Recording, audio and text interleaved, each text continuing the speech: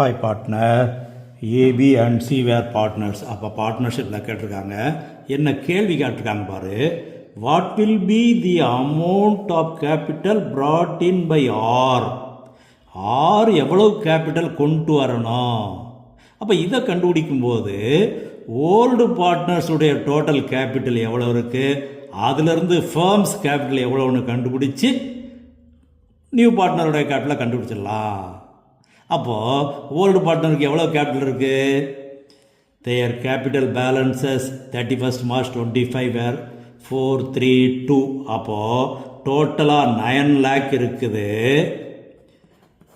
வேற என்ன இருக்குன்னு பாரு. On the same date they admitted R as a new partner 25%, that is 1/4. R was to bring 90,000 for his share of goodwill.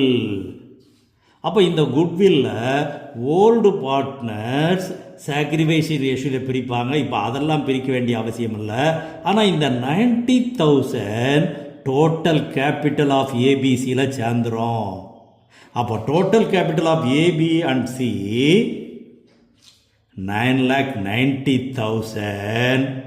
இதை வச்சுக்கிட்டு total capital of the firm கண்டுபிடிக்கணும்னு சொன்னால் இப்போது ஆருக்கு 1/4 கொடுத்துட்றோம். டோட்டல் ஷேர் 1 வச்சோம்னா 1/4 போக 3/4. இது யாருக்கு? ஏபிசி 3 பேருக்கும். 3 பேருடைய கேபிட்டல் 9,90,000. அப்போது இந்த 3/4 ரெசிப்ரோக்கல் போட்டு கண்டுபிடிச்சோம்னா that is total capital of the firm. அதிலிருந்து ஆர் கேபிட்டல் கண்டுபிடிச்சலாம். ஆர் ஷேர் எவ்வளவு?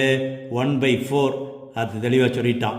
அப்போது 9,90,000 இன்ட்டு 4/3 இது total capital of the firm. இதில் 1/4 ஆர் கேபிட்டல். அப்போ டிவைட் பண்ணோம்னா that is 3,30,000. That is A is the correct answer. Okay, எது தேவையோ அதை மட்டும் கண்டுபிடிச்சா போதும். கொஸ்டினை கரெக்டாக படிச்சுட்டு அதுக்கப்புறம் உள்ளே போனோம்னா ஈஸியாக ஆன்சர் பண்ணிடலாம். Okay okay partner, I like you partner.